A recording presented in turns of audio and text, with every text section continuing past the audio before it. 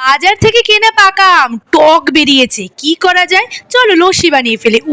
কি স্বাদ, কি সুন্দর খেতে হয়েছে। তাহলে কি এই রেসিপিটা তোমাদের সঙ্গে শেয়ার করতে পারি?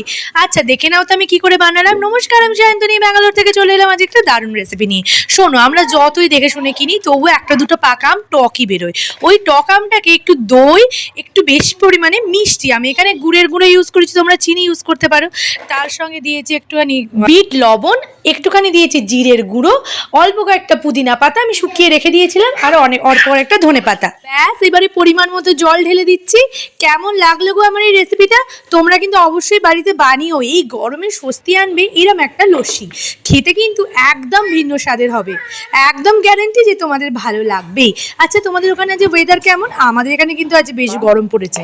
একদিন মেঘলা, একদিন গরম, একদিন ঠান্ডা, যা চলছে না, হাঁচি কাশি সর্দি জ্বর সব মিলিয়ে একদম ফাটাফাটি আছি।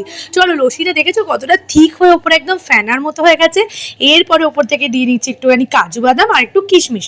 তোমরা এখানে তোমাদের পছন্দ মতো ড্রাই ফ্রুটস দিয়ে নেবে, আর কাজু বাদাম কিশমিশ দিলে কিন্তু যে কোনো লস্যির স্বাদ একদম ফাটাফাটি হয়, তাই না? আচ্ছা, আমার এই রেসিপিটা যদি ভালো লাগে তোমাদের কি করতে হবে জানা আছে তো? লাইক করতে হবে, কমেন্ট করতে হবে, আর আমাকে ফলো করে আমার পাশে থাকতে হবে। আমার ইউটিউবের চ্যানেল ব্যাঙ্গালোরের রোজ নামটা, ওটাকে অবশ্যই সাবস্ক্রাইব করে দিও। আজকে এলাম, টাটা।